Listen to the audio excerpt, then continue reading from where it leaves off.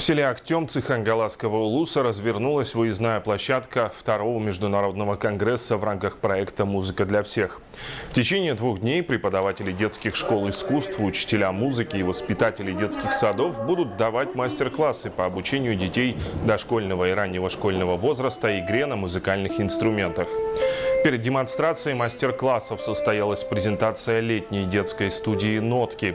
За 20 дней воспитанников старшей подготовительной групп детского сада Сардана города Покровск научили игре на музыкальных и шумовых инструментах и объединили в оркестр.